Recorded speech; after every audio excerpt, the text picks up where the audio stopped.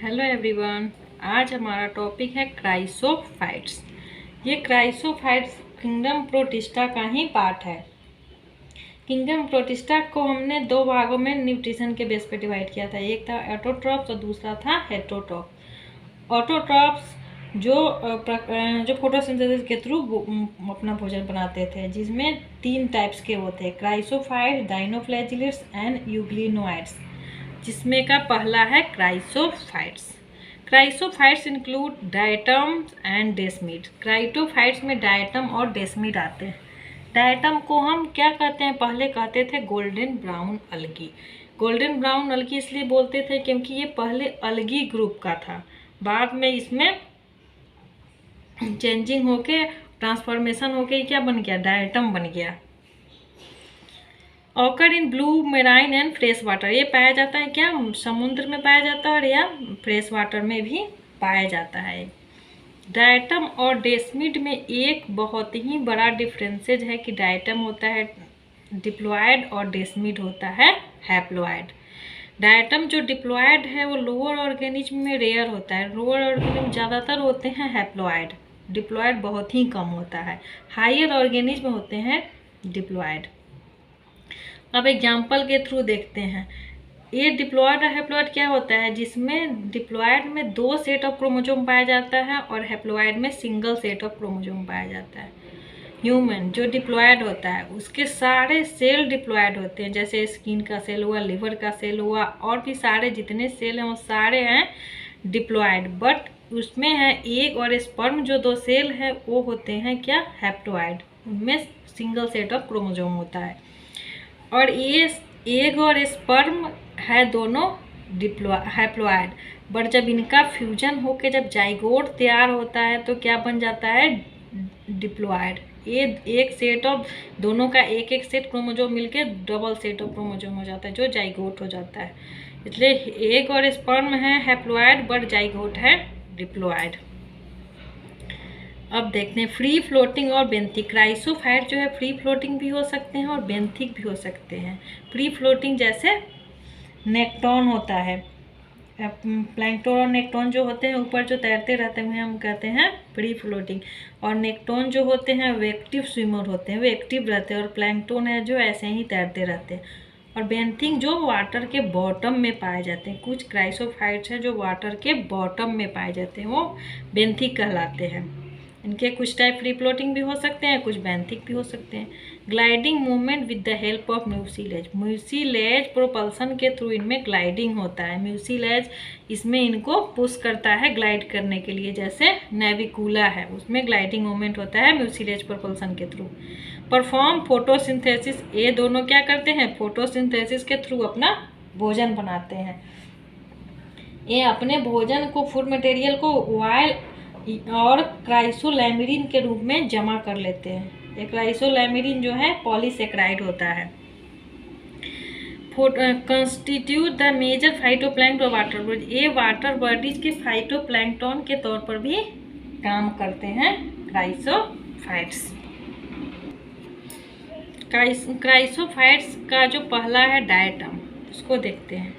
Cell wall consist of two overlapping halves like a soap like. Diatom का जो cell wall होता है shop, साबुन के जो ढक्कन, साबुदानी जिसे बोलते हैं, उसकी तरह होता है ये, जिसमें एक आधा जो वाल है वो दूसरे वाल पर चढ़ा रहता है, इसीलिए इसे साबुनदानी के ढक्कन, साबुन के ढक्कन यानी साबुनदानी के जैसा कहते हैं, उस तरफ का होता है डायटम्स।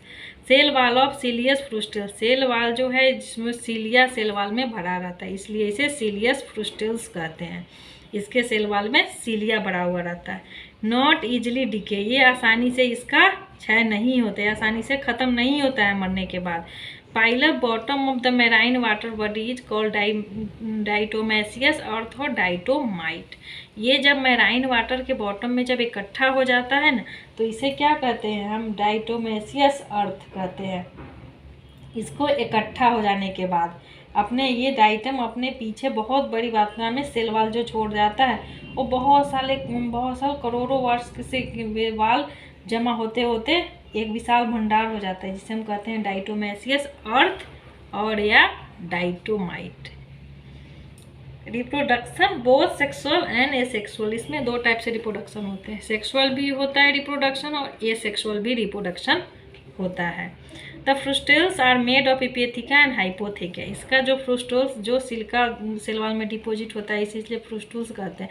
ये वो होता है दो टाइप के होता है, एक इपेथिका और हाइपोथिका होता है, हाइपोथिका और हिपोथिका से बना होता है। ऊपर वाले को हम इपिथिका कहते हैं और नीचे वाले को हम हाइपोथिका कहते हैं। ये इपिथिका और हाइपोथिका, पहले इपिथिका ऊपर से और नीचे से हाइपोथिका होता है। फिर देखिए ये जब हाइपोथिका फिर से क्या हो जाता है, इपिथिका बन जाता है और नीचे फिर से एक हाइपोथिका बन, ये इपिथिका, ये जो हाइपोथिका अगला बार इपिथिका बनता है तो छोटा हो जाता है, धीरे धीरे छोटा हो जाता है। बाद में ये ऑक्सोस्पोर बनाता है, जब ये एकदम छोटा हो जाता है और रिजोन्यूएट कर देता है, फिर से ये अपना शेप बना लेता है। नहीं तो ये एकदम छोटा सा होता है, ऐसे छोटा करते करते ये तो ख़त्म हो जाएगा, लेकिन फिर से ये अपना पुराना वाला ही शेप बना लेता है। एक के ऊपर एक चढ़ा होता है, ऊपर वाले इपिथिका नीचे वाले हाइपोथिका, फिर आगे चल के यही हाइपोथिका इपिथिका बन जाता है और फिर दूसरा हाइपोथिका तैयार होता है जो धीरे धीरे छोटा होता जाता है। और इस डाइटम में दो टाइप्स के सिमेट्री होते हैं, एक होता है बाइलेट्रिकल और एक होता है रेडियल सिमेट्री। अब जानते हैं कि सिमेट्रिक आखिर क्या होता है। सिमेट्री वो होता है जो arrangement of body parts into geometrical, symmetry वो होता है जब हम किसी के भी बॉडी पार्ट को जब हम दो भागों में या जितने भागों में डिवाइड करते हैं वो बराबर भागों में होना चाहिए, दोनों भाग एकदम बिल्कुल बराबर होना चाहिए, इसे हम कहते हैं सिमेट्री।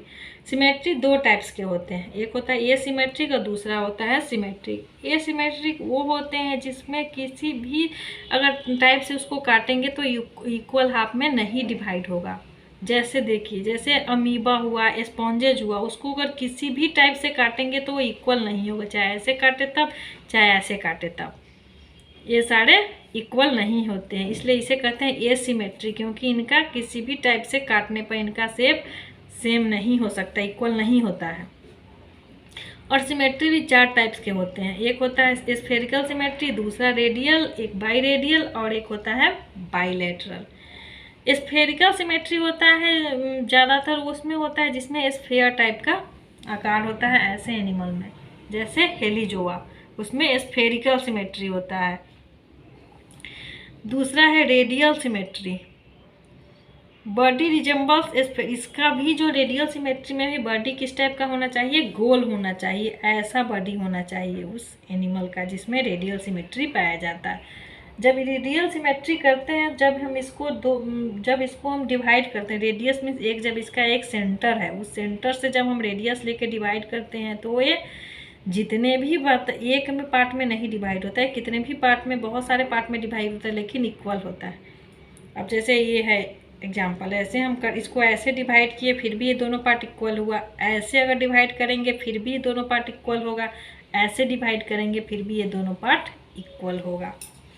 ये पाया जाता है सिलेंट्रेटा में और इकाइनोडर्मेटा में, जैसे हाइड्रा में, जेलीफिश में, इसमें रेडियल सिमेट्री पाया जाता है। इनमें किसी भी टाइप से अगर काटेंगे तो ये इक्वल हाफ में आता है। इकाइनोडर्मेटा का जो लार्वा होता है उसमें पाया जाता है बाइलेट्रिक सिमेट्री और रेडियल सिमेट्री पाया जाता है इसके एनिमल में। एक होता है बाई रेडियल सिमेट्री, ये भी होता है रेडियल सिमेट्री की तरह ही, लेकिन इसमें पेयर के रूप में इसको डिवाइड करते हैं जैसे सी एनिमोन में। और एक है बाइलेटरल सिमेट्री। बाइलेटरल सिमेट्री वो होता है जिसमें अगर उसके पार्ट को, इसके बॉडी को, इसमें क्या करते हैं, इसके बॉडी को हम किसी भी टाइप से अगर हम इसको डिवाइड करेंगे तो वो दोनों जो दो पार्ट में डिवाइड करेंगे वो दोनों आइडेंटिकल होना चाहिए, जैसा लेफ्ट होगा वैसा ही राइट होना चाहिए, बिल्कुल आइडेंटिकल मिरर शेप में होना चाहिए। जैसे ऐसा कोई एनिमल है इसको हम इस टाइप से डिवाइड नहीं कर सकते, हम इस टाइप से डिवाइड करेंगे, लॉन्गिट्यूडनल डिवाइड करेंगे, जिससे ये दोनों इक्वल में आ जाए, दोनों का आइडेंटिकल हो, जैसा इधर हो वैसा ही इस टाइप से, इसमें एंटीरियर पोस्टीरियर हो जाता है। जैसे बटरफ्लाई है, बटरफ्लाई जो है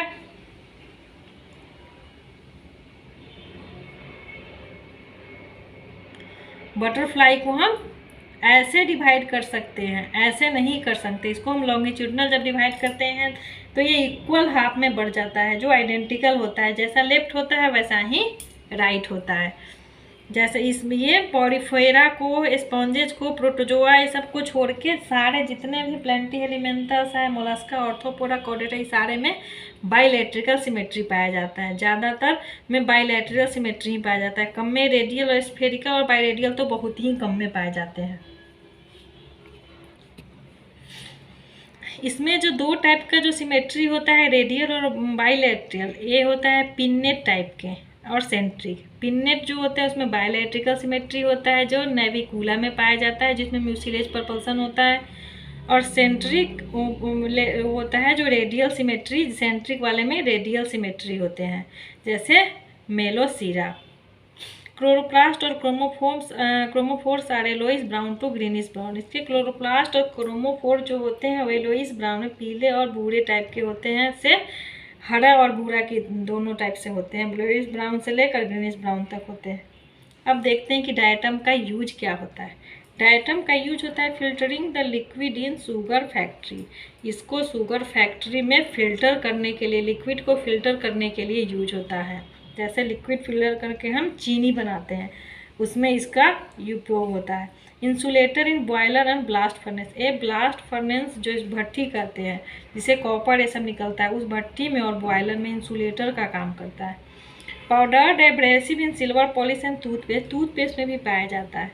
और सिल्वर पॉलिश करने में जब ये पाउडर के रूप में तैयार हो जाता है तो इसको हम रगड़ते हैं तो ये किसी चीज़ पर रगड़ा जाता है, इसमें घर्षण हो जाता है, इसलिए ये सिल्वर पॉलिश में भी यूज होता है। इनर्ट एक्सटेंडर इन पेंट्स। और पेंट में भी यूज होता है। पेंट का जब हम वॉल्यूम बढ़ाते हैं, जब हम थोड़ा सा लगाकर जब हम करते हैं पेंट को, तो उसमें ये जो पेंट को एक्सटेंड करता है, इसलिए पेंट में भी इनर्ट एक्सटेंडर का काम करता है। अब देखते हैं डेस्मिड क्या है। डेस्मिड है यूनिसेलुलर ग्रीन एल्गी। ये यूनिसेलुलर होता है ग्रीन एल्गी, इसमें भी एक ही सेल है। Similar to Spirogyra in terms of large chloroplast and sexual reproduction through conjugation. ये स्पाइरोगायरा के में लार्ज क्लोरोप्लास्ट जो इसमें पाया जाता है वो स्पाइरोगायरा की तरह होता है, और इसमें सेक्सुअल रिप्रोडक्शन होता है किसमें, कंजुगेशन के जैसा। इसमें सिमिलरिटी कंजुगेशन जो होता है, सेक्सुअल रिप्रोडक्शन, वो भी स्पाइरोगायरा में पाया जाता है, और लार्ज क्लोरोप्लास्ट वो भी स्पाइरोगायरा में पाया जाता है। इसी दोनों जो इसमें पाया जाता है इसी कारण सिमिलर है स्पाइरोगायरा से। कंजुगेशन के थ्रू बैक्टीरिया में भी सेक्सुअल रिप्रोडक्शन होता है। Occur in fresh water indicator of unpolluted water. ये है फ्रेश वाटर में पाया जाता है, और ये इंडिकेटर है क्या, अनपोल्यूटेड वाटर। जहाँ भी पाया जाता है वहाँ इंसान समझ जाता है कि ये वाटर अनपोल्यूटेड है, वाटर स्वच्छ है।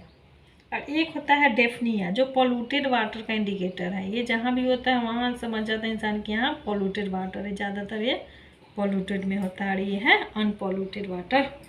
तो ये क्राइसोफाइट्स के जो दो टाइप से, डायटम और डेस्मिड, ये दोनों आज खत्म है। सो